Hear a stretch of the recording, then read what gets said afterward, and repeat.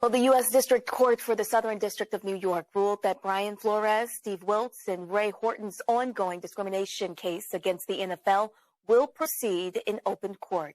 4 years ago, Flores sued the NFL, alleging the league was rife with racism as it pertained to its hiring practices for coaches. Wilks and Horton joined the lawsuit after Flores' initial lawsuit. The ruling means that the Flores claims against the NFL, the Dolphins, the Giants, the Broncos, and the Texans will be litigated in court rather than arbitrated. It also applies to the claims made by Steve Wilks against the Cardinals and by Ray Horton against the Titans.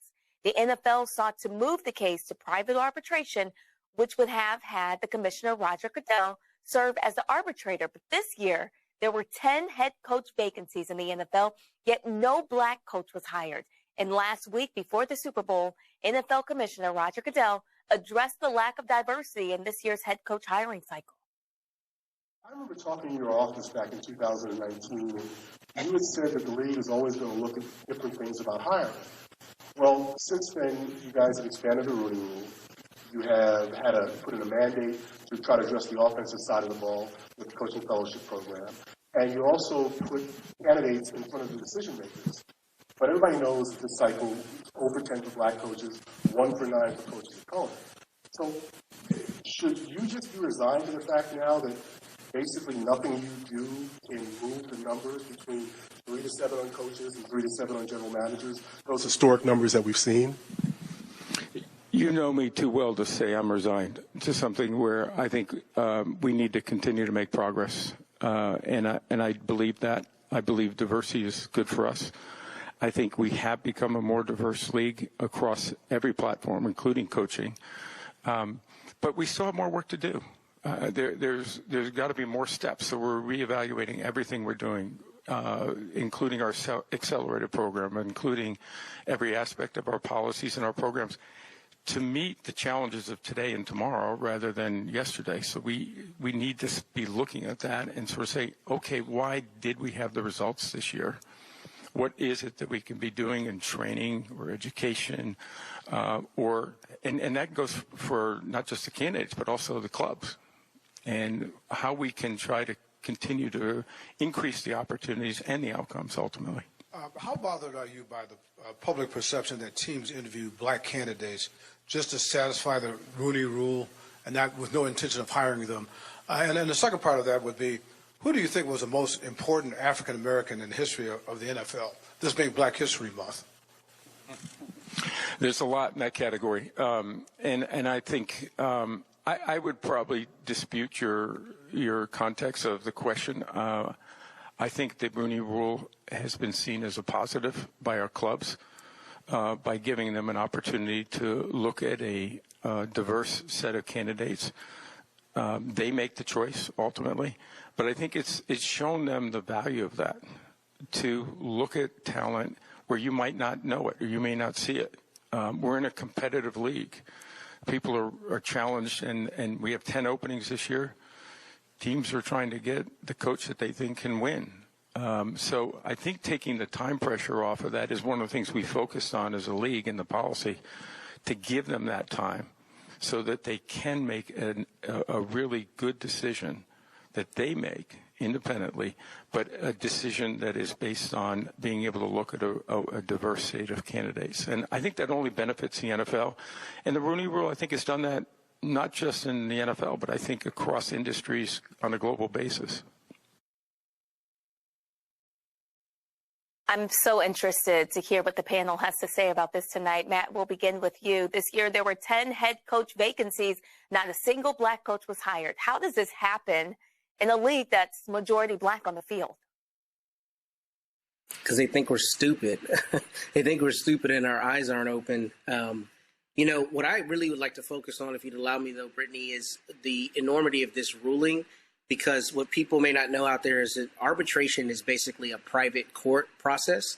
But what I didn't even know until preparing is that apparently the NFL Constitution allows Roger Goodell to be the one who rules on certain issues or farm them out to an arbitration. As a lawyer, I hate arbitration because I feel like it does not give my clients the same opportunity that they would have in front of 12 citizens in open court.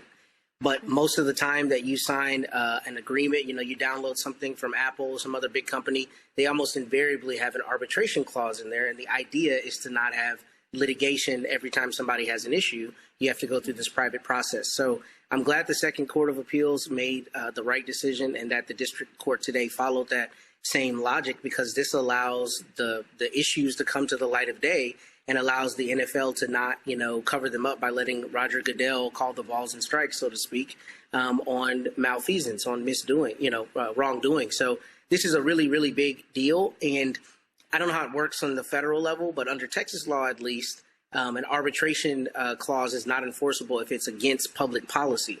The reason I think this is huge in this instance is because all these employees of the NFL, all of the players, all of the people who are tangentially this could hopefully allow them to have more meaningful justice when they have bona fide claims that aren't going to get swept under the rug because the NFL gets to basically police itself. That's the functional outcome of this. So I think this is really an enormous ruling, and hopefully you see this cascade into other areas where arbitration clauses would otherwise be foreclosing justice. Candace, what kind of evidence do you think may come out of discovery now that this is headed to court? Well, listen, I think that's one of the most important things about this case is the case filing itself, where you can read all of the evidence that was filed by Flores' attorney, and he doesn't use a lot of legalese. He uses a lot of history of the football league, of blacks in the league, racial discrimination, and it's written in a way that really almost anybody can understand. And it's very, very important, I think, for a lot of people to look at that. So a lot of the evidence is in the filing, in the lawsuit in and of itself. What we heard in that soundbite was just a lot of waffling babble talk. I mean, he's asking questions that they've been asking since, 1920 when the NFL was founded. What are we going to do? We're trying to figure out how to make things better. I think that the Rooney Rule works. No, it doesn't. What are they going to do? They've been asking that forever.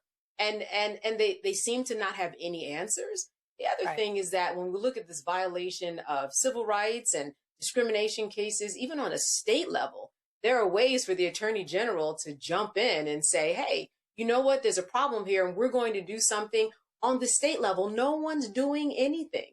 The only one that's doing anything is Brian Flores. And the what has happened now in terms of moving the needle, this is big. This is huge precedent. And why would he want to go in front of arbitration? Like Matt said, why would you want the person who you are really suing, a representative thereof, deciding your case? That makes absolutely no sense. And I see exactly why they decided what they did. Brian Flores has a very good chance of winning because, as you mentioned, there were 10 spots open. They didn't get them. And since, again, 1920, we haven't seen these numbers move almost at all. So it would be a very interesting case to look at and follow. Michael, if the NFL loses this case, what should real consequences look like? Well, hopefully they will lose the case, and I'm going to answer 3 questions here. Now, I'll preface my comments with this caveat. I haven't watched the NFL game since Colin Kaepernick left the league, was blackballed from the league, and I ain't watched the Super Bowl either. Okay, so I'm in the same boat with my friend and fellow historian, Dr. Greg Carr. But hopefully they do lose, and this is exposing the racism in the league. And as Matt said, usually under arbitration, Roger Goodell, the league commissioner, who works for the team owners, okay, he usually oversees arbitration. So with this going to court, this is a whole new ball game, hopefully. And this goes once again to the racism that we see in the NFL. And the reason why you have 10 open spots and you don't African-American coaches haven't gotten any of them is because the overwhelming majority of the team owners are white. And you're still dealing with a plantation system. The NFL players, 53% to 67% African-American, depending upon the season. So this is good news. I followed this case a few years ago, going back to 2023. I think Brian Flores has a good case, and this is really exposing, once again, the NFL. And going to that question of the most important black quarterback, or however he phrased it. Could be Doug Williams, who was the first African-American quarterback to lead a team to the Super Bowl in 1988, the Washington Redskins. But it could be Colin Kaepernick, because Colin Kaepernick led a movement by taking a knee. Unfortunately, a lot of people stabbed him in the back and didn't back him up. Okay, because that really could have manifested into something larger. At some point, black people have to realize that we can't be distracted by entertainment. Okay, and we give up being empowered because we want to be entertained. Okay, so at some point we have to learn that we have to withdraw economically from things like the NFL. Stop watching the game, stop purchasing the jerseys, stop going to the game, stop financing this plantation system. Hopefully we'll wake up very quickly. Well, we have plenty of news on the other side of the break. Stay with us. Roland Martin Unfiltered will be right back. You're watching the Black Star Network. Visit my website, AfricanHistoryNetwork.com, AfricanHistoryNetwork.com. You can register for this new 10-week online course. So we're going to teach this on Sundays, normally 4 p.m. Eastern Standard Time. We're running late today. So as soon as I finish this broadcast, I was going to start the class about 5:30 p.m. today. Because it's a holiday weekend, I'm going to do a quick introduction to the class so you could join us for that. Class is on sale, $80. You get 5 of my lectures free in digital download format, okay, when you register for this as well. Click right here, register here. You can do debit card, credit card, what have you. If you want to do it through Cash App, send it through our Cash App is here, $ the AHN show through Cash App. You click on the link. It takes you here. And if you send it through Cash App, follow it up with an email. You can email me through the website right here. Contact the African History Network at the top. If you send it through Cash App, follow up with an email. Let me know you sent the registration through Cash App. And this is our official Cash App account, $ the AHN show, SHOW. When you go to it, it'll say Michael. These are some fake African History Network Cash App accounts that have been stealing money from us. I'm still trying to get them shut down. Here's our PayPal link right here. Also, okay.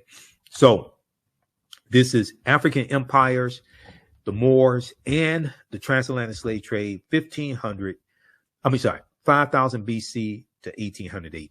Okay, so this is a new 10-week online course that I'm teaching. I've been teaching online history classes going back to 2017, and I put these classes together, put together the curriculum. There are about 200 slides in this class, 80 to 100 articles that we reference, 15 books. You don't have to buy any of the books. I'll show you screenshots of the book as well. The content is PG-13. You can use this with your children, okay?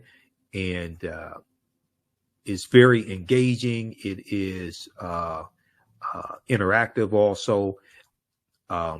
There's a class chat, so you can ask me questions in the class also. You can see me, I can't see you.